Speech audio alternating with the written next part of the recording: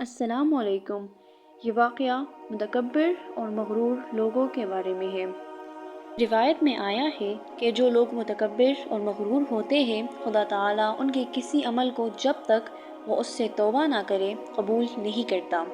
ایک حدیث میں ورد ہے کہ ایک رات حضرت ابراہیم علیہ السلام رات بھر خداوند تعالیٰ کے عبادت میں بیدار رہے،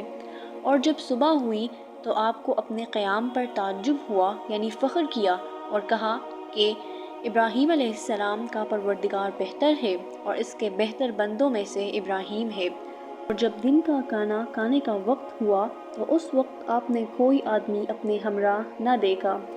اور آپ کی عادت تھی کہ اکیلے کھانا نہیں کھایا کرتے تھے،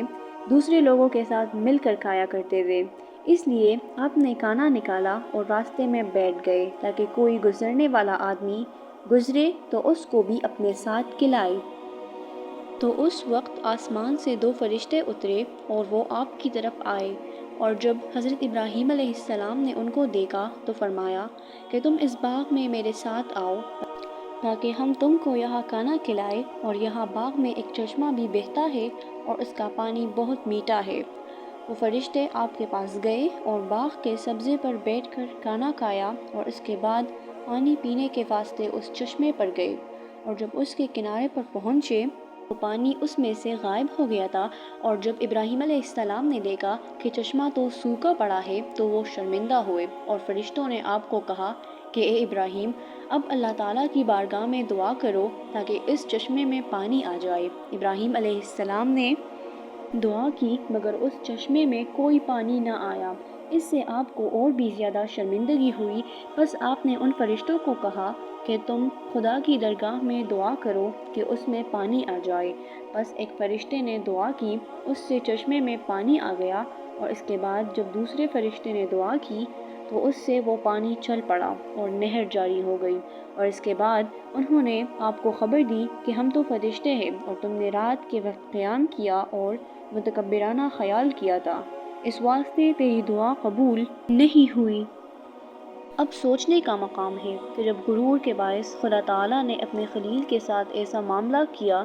تو دوسرے لوگوں کا کیا حال ہوگا۔ بس یہی خیال کرنا چاہیے کہ عبادت کا ہونا خدا کی طرف سے ایک توفیق ہے، اور اس نے اپنے فضل اور رحمت سے ہم پر یہ کرامت کی ہے، اور یہ اس کا بڑا احسان ہے کہ اس نے ہم کو ایسی نعمت عظمہ عطا کی ہے اور طاعت کرنے کے واسطے ہم کو قدرت دی ہے۔ بس ہر ایک آدمی کو لازم ہے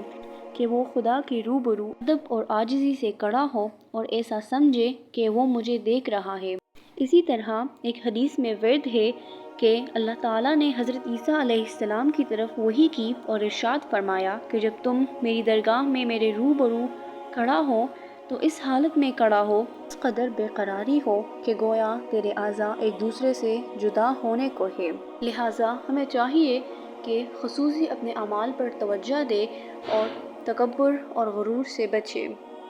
کہ تو مجھ سے خائف ہو، عاجزی کرنے والا ہو، میرے غضب سے ڈرتا ہو، کانپ رہا ہو، اور اپنے نفس کو ذلیل اور خوار سمجھے، اور میری بارگاہ میں دعا کرنے کے وقت اس حالت میں ہو